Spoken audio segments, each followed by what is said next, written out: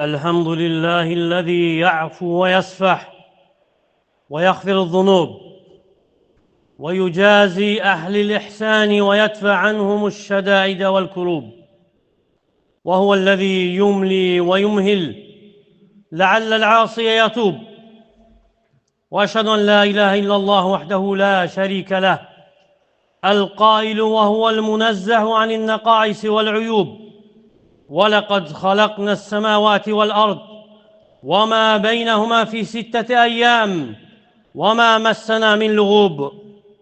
وأشهد أن نبينا وسيدنا محمدًا عبده ورسوله ذو الحوض المورود والمقام الموهوب، من أطاعه نجا ومن عصاه في النار مكبوب، صلى الله عليه وعلى آله وأصحابه وأزواجه ومن تبعهم بإحسان إلى يوم الدين، ترجع فيه الخلائق إلى ربها وتؤوب، وسلم تسليما كثيرا.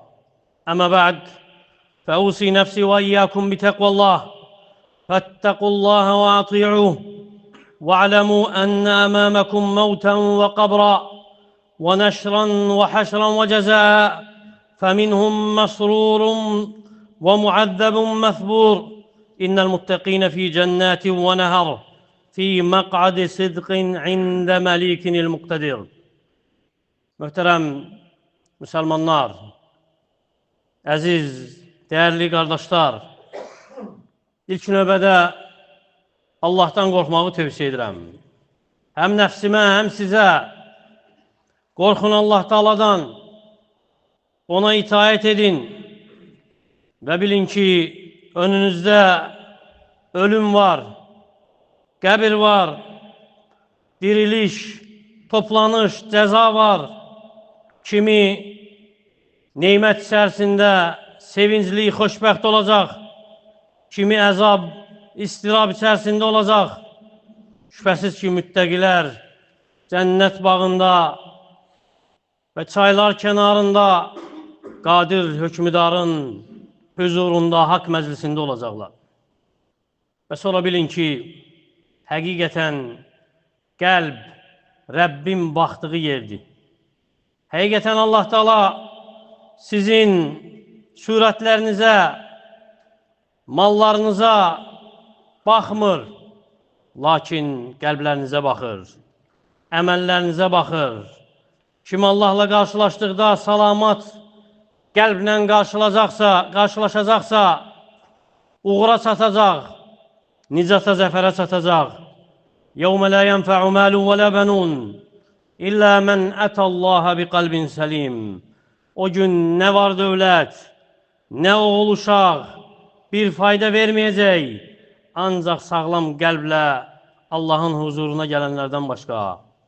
Və kim Allah Taala ilə qarşılaşdıqda xəstə qəlblə qarşılaşarsa, ziyana uğrayıb, xəsarətə düçar olub, əgər Allah Taala öz rəhməti ilə onu əhatə etməsə. Və qəlbin xəstəlikləri çoxdur və ən təhlükəli xəstəliklərdən qəlbin daşlaşmasıdır, qəlbin sərtləşməsidir. Daş qəlbli insan, daş qəlb sahibi tövbədən üz çevirir, Allaha qayıtmır, baxmayaraq ona nə bəlalar nazil olsa da, başına nə müsibətlər gəlsə də, qəlbi şeytan üçün meydana çevrilir. Quranın moizələrinə, xatırlamalarına cavab vermir. وَلَقَدْ أَرْسَلْنَا إِلَى أُمَمٍ مِّنْ قَبْلِكَ فَأَخَذْنَاهُمْ بِالْبَأْسَاءِ وَالضَّرَّاءِ لَعَلَّهُمْ يَتَضَرَّعُونَ Səndən əvvəl də ümmətlərə elçilər göndərmişdik. Biz onları sıxıntı ilə, xəstəliklərlə imtihan etdik, düçar etdik onları sıxıntıya, bəlaya. Bəlkə boyun əyərlər. فَلَوْلَا إِذْ جَاءَهُمْ بَأْسُنَا تَضَرَّعُوا وَلَكِنْ قَسَتْ قُلُوبُهُمْ وَزَيَّنَ لَهُمُ الشَّيْطَانُ مَا كَانُوا يَعْمَلُونَ Lakin əzabımız onlara gəldiyi zaman kaş ki boyun əyərdilər, lakin qəlbləri daşlaşdı, sərtləşdi, şeytanla onlara etdikləri əməlləri bəzədi. فَوَيْلٌ لِلْقَاسِيَةِ قُلُوبُهُمْ مِنْ ذِكْرِ اللّٰهِ اُولَٰئِكَ فِي ضَلَالٍ مُبِينٍ. Allah'ı zikr etmeye karşı qəlbləri sərtləşən, daşlaşan kəslərin vay halına. Onlar açıq aydın zəlalət içərisindədirlər. Və qəlbin daşlanma səbəbləri çoxdur. Lakin ondan danışmayacağıq. Qəlbi nə yumuşaldır, nə səbəbdir qəlbin yumuşalmasına, xuşulu, təqvalı, Allah qorxu ilə dolmasına, o səbəblərdən danışacağıq. Və ən böyük səbəbləri, hansı ki qəlbi yumuşaldır, Allah'ı zikr etməkdir, davamiyyətli olaraq. Allah'ın ayələrini düşünməkdir, ölümü, ağrısını, acısını xatırlamaqdır, qəbri, sıxıntısını, zülməti xatırlamaqdır, qəbirləri ziyarət etməkdir, ahirəti və əhvalını fikirləşməkdir. Ona görə Tabaqat-ül Hənəbilə kitabında İmam Əhməddən nəql olur ki, bir kişi soruşur ondan ki, qəlb necə yumuşalar, qəlbi necə yumuşatmaq olar? Deyir ki, udhulul məqbəra, qəbristanlığa daxil ol. Yəni, qəbristanlığa get. Vamsəh rəsəl yetim və yetimin başına sığal çək. Bir kişi Həsən-ül Basriyə şikayət edəndə qəlbinin daşlaşmasından, sərt olmasından deyir ki, ona ədibbuhu bizzikr. O daş qəlbi zikirlə əridib yumuşaldı. Ələm yə'ninillezine əmənu ən təxşə'ə qulubuhum li zikrillah və mə nəzələ minəl haqq və la yəkunu kəllezine utul kitəbə min qabl fətələ aleyhimul əmədu fəqasət qulubuhum və kəthirun minhum fəsiqun.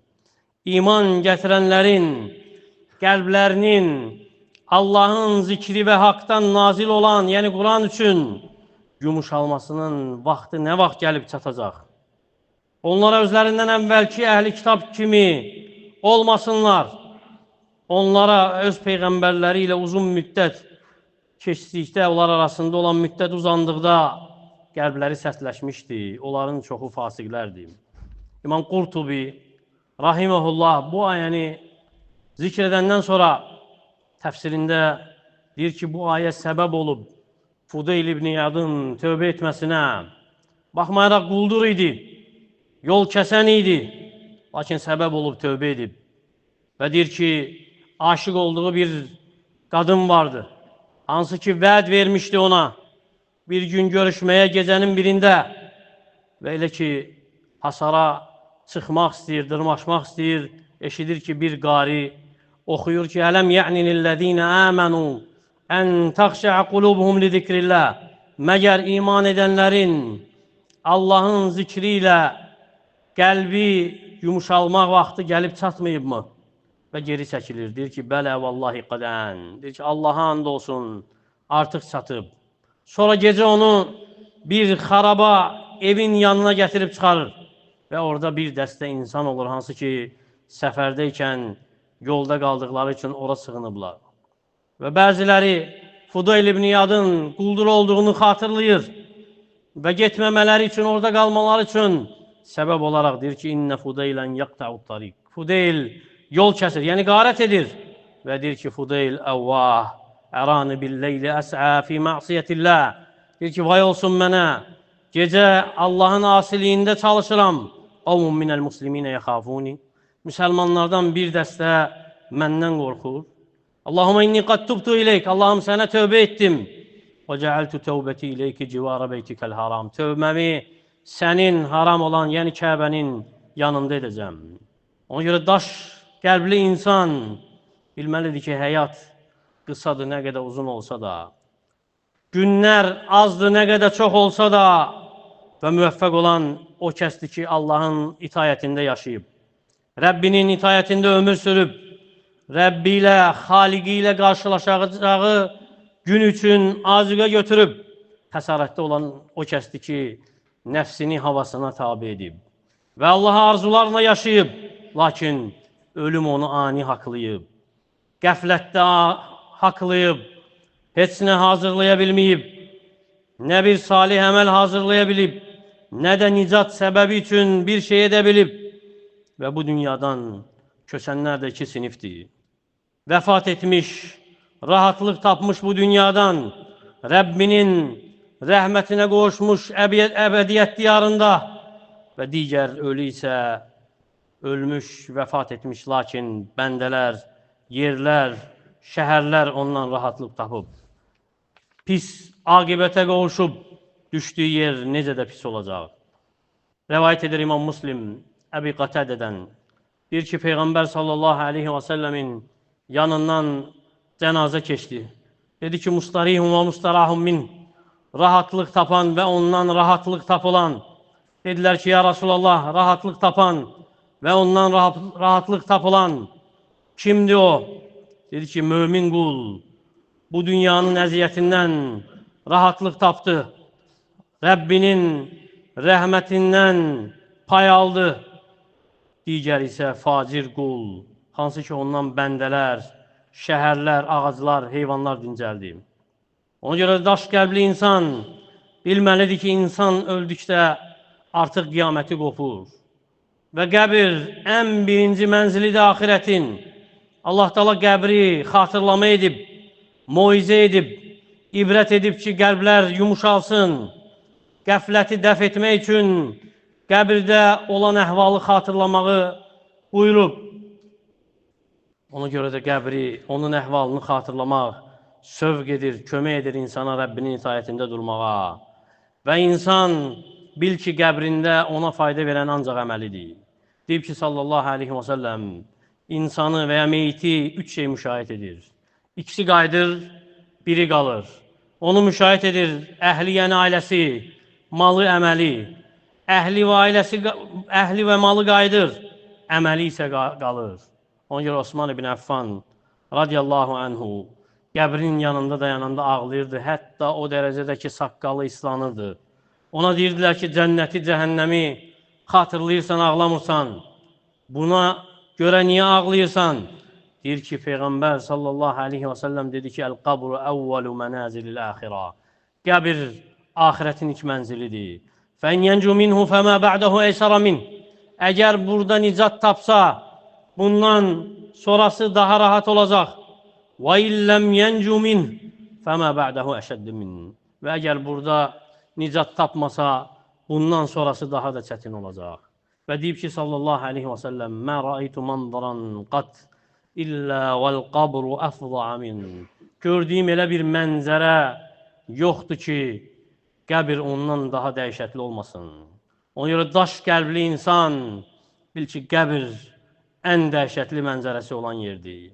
Çünki insan orada tək qalacaq, yalnız qalacaq, nə dostu olacaq, nə sirdaşı olacaq, nə istəklisi olacaq, nə ünsiyyət qurduğu, nə oturduğu olacaq və qəbir sıxacaq da onu.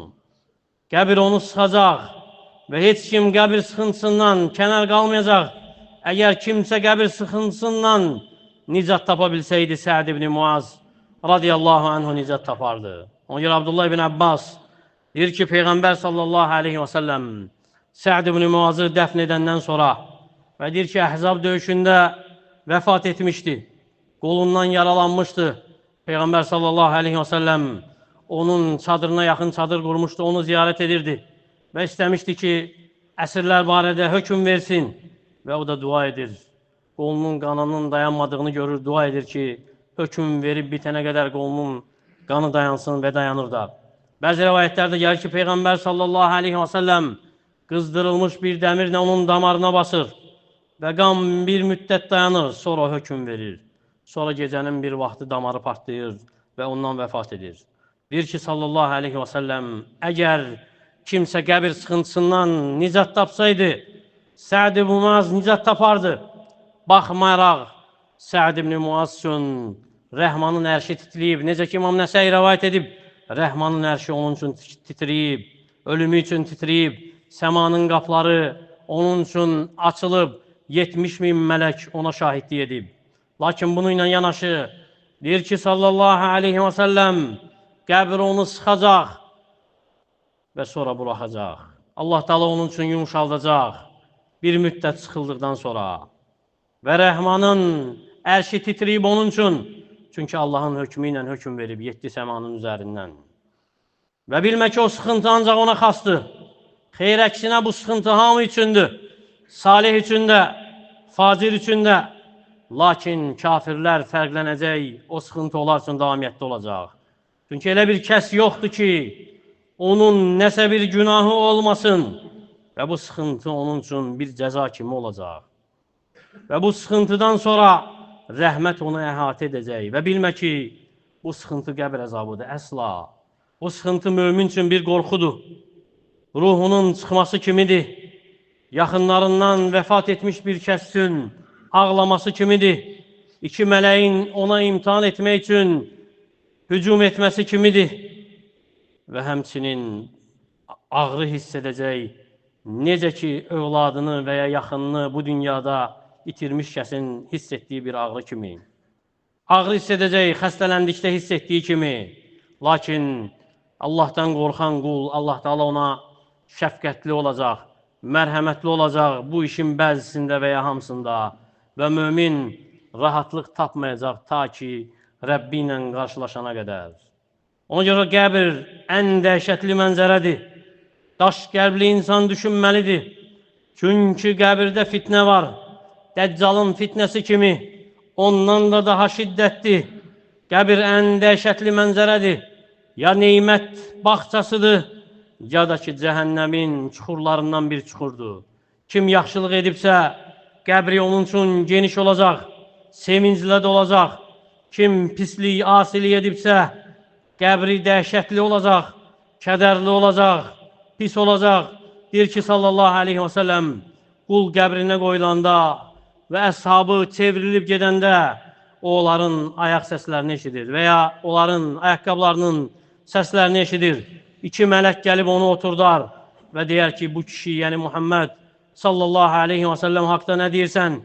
Və deyər ki, şəhadət edirəm ki, o Allahın elçisi və quludur.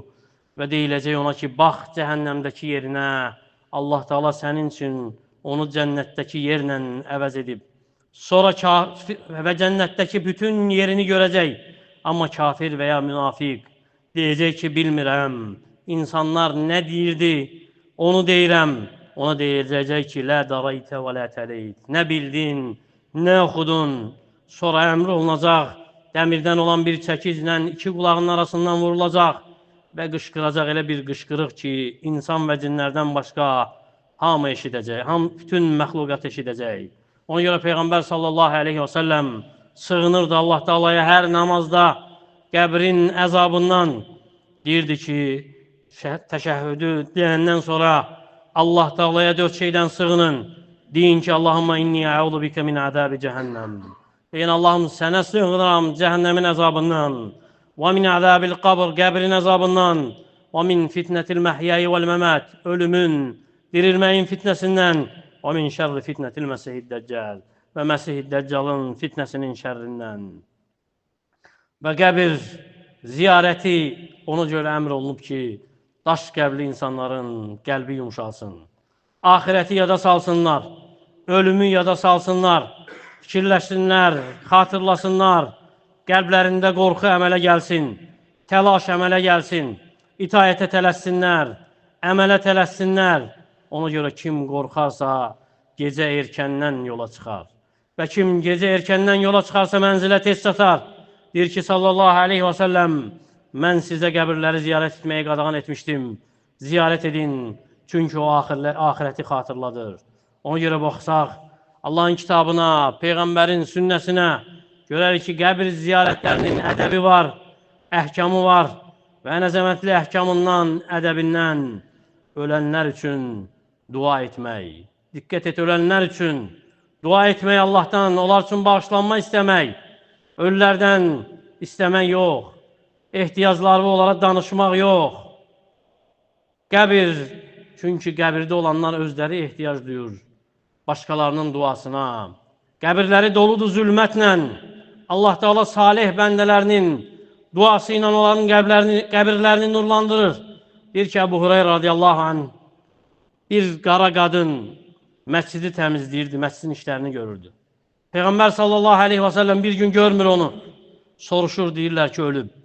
Deyir ki, mənə niyə xəbər etməmisiniz? Sanki onun şənini aşağı görürlər. əhəmiyyətsiz görürlər.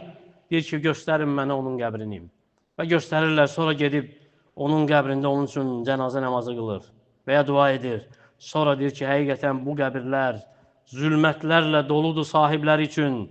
Allah Taala mənim namazımla onların qəbirlərini nurlandırır.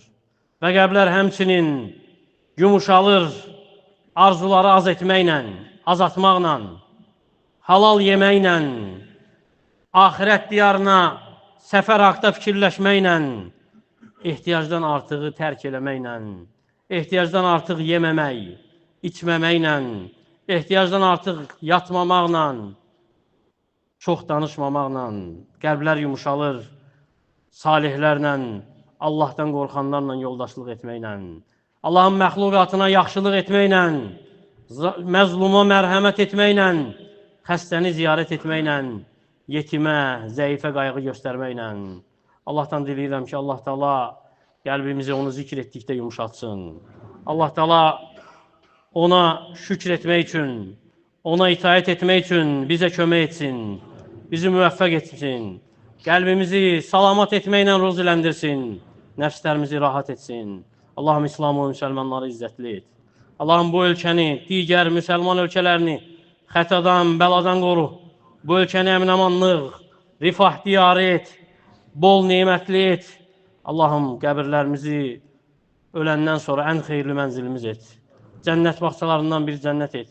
Allahım dinimizi qoru bizim üçün. Rəhbərimizi qoru, əmin-amanlığımızı qoru. Bizi qoruyan, sərhədlərimizin keşiyini çəkən, hər bir zabit və əskərimizi qoru. Müvəffəq et ölkə başçımızı sevdiyin, razı qaldığın işlərə, ətrafında ona dəstək olan, salih, nəsihət edən, onu xeyrə yönəldən insanları cəm et. Şər, məkirli insanların onun ətrafından uzaq et. Şəhidlərimizə rəhm et. Onları ən yüksək məqama yüksəlt. Qazilərimizə şəfa ver. Zəfərimizi daim et, mübarək et. Allah Taala bizi eşidib faydalardan etsin. Əqulu mə təsməun və əstəğfirullaha li və ləkum və li sairil muslimin min kulli zəm fəstəğfiruhu innehu vel gafurur rahim. Billahi rabbil alamin. والصلاة والسلام على أشرف الأنبياء والمرسلين نبينا محمد وعلى آله وصحبه وسلم تسليما كثيرا. عباد الله، إن الله يأمر بالعدل والإحسان وإيتاء ذي القربى وينهى عن الفحشاء والمنكر والبغي يعظكم لعلكم تذكرون. وأقيموا الصلاة.